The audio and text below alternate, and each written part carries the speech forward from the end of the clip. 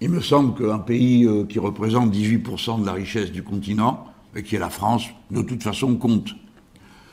Et je vais vous dire, je m'en vais bien rassurer dans cette tranchée, parce que dans les traités européens, qui ont tous les défauts, ils ont une qualité.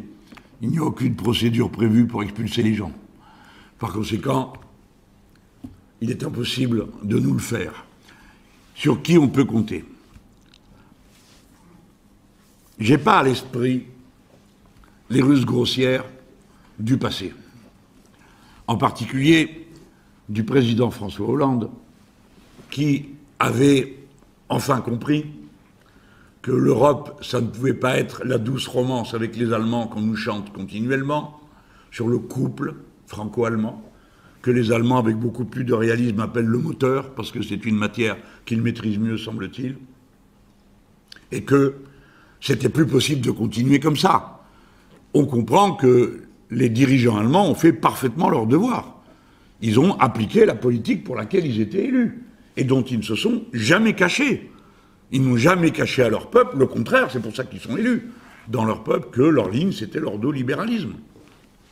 Conformément à l'idée qu'ils font de leur histoire et tout ça. Hein. Bon. Alors la ruse de Hollande avait consisté à aller faire la tournée des popotes et à dire aux Espagnols et aux Italiens « Ah ben vous n'avez qu'à dire que vous n'êtes pas contents, et puis moi je viendrai vous aider ». Évidemment, ça n'a duré que le temps que les gens aillent prévenir Mme Merkel et dire « Bon, qu'est-ce qu'on fait? Qu'est-ce qu'on fait, chef ?» Vu qu'à ce moment-là, tout le monde était de droite. Bon, donc pas de ça. Il ne s'agit pas de prendre en traître tel ou tel pays, et notamment pas l'Allemagne. Je pense que les Allemands comprennent le discours du réalisme. C'est-à-dire que les Allemands n'ont pas envie d'appliquer chez eux la politique française. Et par conséquent, ils comprennent parfaitement que les Français n'ont pas envie d'appliquer chez eux la politique allemande. C'est donc une base de discussion. Mais ce qui est certain, c'est que nous devons faire enfin prendre conscience à l'Europe de l'Est et du Nord qu'un certain mépris, pas avoué mais qui existe, de l'Europe du Sud est intenable. Les économies des trois pays, Espagne, France, Italie, sont fortement construites autour de l'État. Les trois. L'Espagne pour des raisons très discutables, qui est le résultat du régime précédent celui-ci. L'Italie parce que c'est la mère des mondes. Et que, bon, l'Empire a fait ce qu'il fallait, et bon, bref, on en est là tous. Même si tout le monde a mis beaucoup de décentralisation et d'autonomie dans son verre. Mais je crois qu'on peut trouver, avec les pays de l'Europe du Sud, un certain diapason commun pour expliquer des positions. Et puis, vous savez, il faut prendre... Aujourd'hui, je vais vous dire une chose. Si nous sommes, nous, en contradiction avec les règlements de l'Union européenne et les traités, je voudrais vous dire qu'il y a déjà 2903 cas d'autres pays dans lesquels c'est déjà la question. Au demeurant, l'Allemagne vit depuis des années, sans que personne ne lui dise rien du tout, en état d'excédent budgétaire et d'excédent du commerce extérieur, surtout l'excédent budgétaire, ça y a rien à dire, mais l'excédent du commerce extérieur, si, il y a à dire, parce que dans les traités, il est prévu que ce n'est pas permis de faire plusieurs années de suite des excédents avec les autres pays de l'Europe, parce que ça signale un déséquilibre. Personne n'a rien dit nulle part. Et cette situation a duré jusqu'au point que les Allemands ont pu, comme c'était leur intention, réorganiser complètement leur dispositif. Et aujourd'hui, 50% du commerce extérieur de l'Allemagne ne se fait plus avec l'Union européenne, mais avec le reste du monde. Donc, je crois que tout le monde est assez mûr pour comprendre que ça n'est pas durable. Alors écoutez, moi, si personne ne veut rien entendre, eh bien, personne n'entendra rien. Mais nous n'en ferons qu'à notre tête. Parce que si nous ne pouvons pas convaincre, alors qu'est-ce qui nous reste comme recours? Vous figurez quand même pas qu'on va obéir, qu'on va démonter notre pays, comme ça, pour faire plaisir à 4-5 technocrates qui se font une idée de l'équilibre. Croyez-vous que nous ne sachions pas, nous, Français, comment la règle des 3% a été établie? Mais nous le savons parfaitement. Il s'agissait à l'époque de trouver une règle qui fasse distraction, parce que nous venions d'arriver au déficit, de 100 millions, ou 100 milliards, je ne me rappelle plus. On ne sait plus avec les millions, les milliards, les francs et les euros. Bon. Alors, pour parler d'autre chose, on a dit, ah bah tiens, on va mettre un maximum de déficit. Ça tombait bien, on n'était pas dedans. Et qui a inventé la règle? Un inspecteur général des finances qui s'appelle M. Abeille, et qui dit, on a discuté ça sur un coin de table, Quelqu'un a dit on met 1, non, c'est pas sérieux. L'autre a dit on met 5, ah, c'est pas sérieux, donc on va mettre 3. Et il le dit lui-même. Et il dit, nous n'avons pas eu 1 minute de discussion théorique. Alors, peut-être qu'à l'époque, ça allait. Si vous voulez, c'était une manière de se donner de la souplesse pour maintenir envers et contre tout les mécanismes de convergence économique. Surtout, cette méthode-là coûtait rien à personne, puisque tout le monde était en dessous. Mais maintenant, on vient d'avoir 2 immenses chocs. Vous savez très bien qu'après 2008, sans Mario Draghi, l'Europe sombrait dans la stagflation. C'est-à-dire s'il n'avait pas fait le contraire de ce qui était prévu par les traités européens et le statut de la Banque Centrale Européenne. Donc tout le monde voit bien que ça ne peut pas continuer. Vous croyez que les règlements sur l'immigration peuvent continuer? La règle de Dublin? Alors celui qui est là prend ceux qui arrivent. Eh ben non. Nous, on n'est pas d'accord avec ça. Ça veut dire que c'est l'Europe du Sud qui prend en charge toutes les vagues migratoires qui arrivent de l'Europe du Sud. Et qui est responsable de ces vagues migratoires, si ça n'est pas l'Union européenne elle-même aussi, avec ses traités inégaux?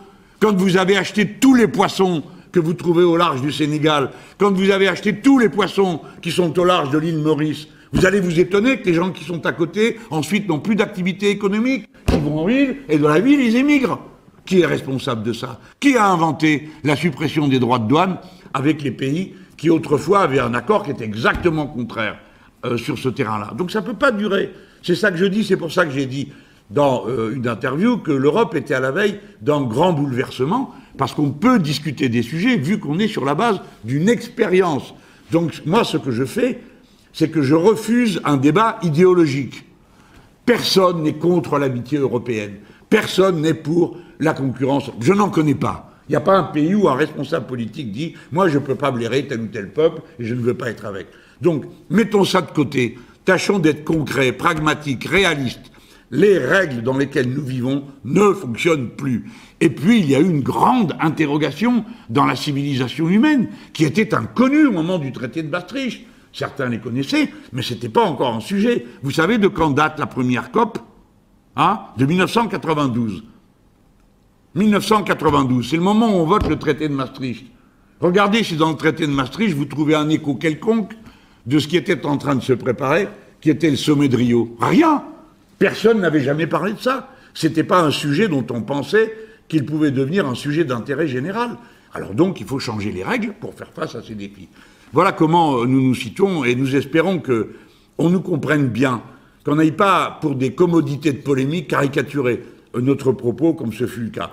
On m'a souvent attribué l'intention de sortir de l'euro, au motif que j'ai dénoncé le caractère particulier de cette monnaie, qui ne permet pas d'encaisser les différences de choc de productivité entre les pays. Voilà ce que nous avons critiqué depuis le début, en y opposant des règles d'harmonisation sociale et d'harmonisation fiscale. Tout le monde nous a envoyé balader. Eh bien maintenant, vous avez le résultat sous les yeux. Il n'y a rien qui marche. Voilà.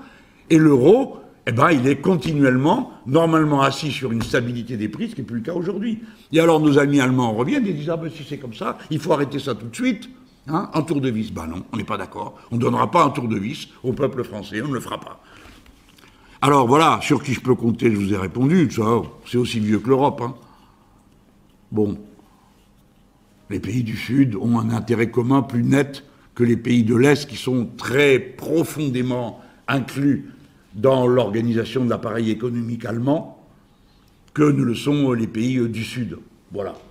Alors, bon, pour les autres, comme vous savez que nous nous opposerons à toutes les nouvelles adhésions à l'Union européenne, aussi longtemps que les critères d'harmonisation sociale n'auront pas été décidés, parce que sinon nous savons très bien que chaque pays qui arrive est un argument de plus pour recommencer le chantage et le dumping social.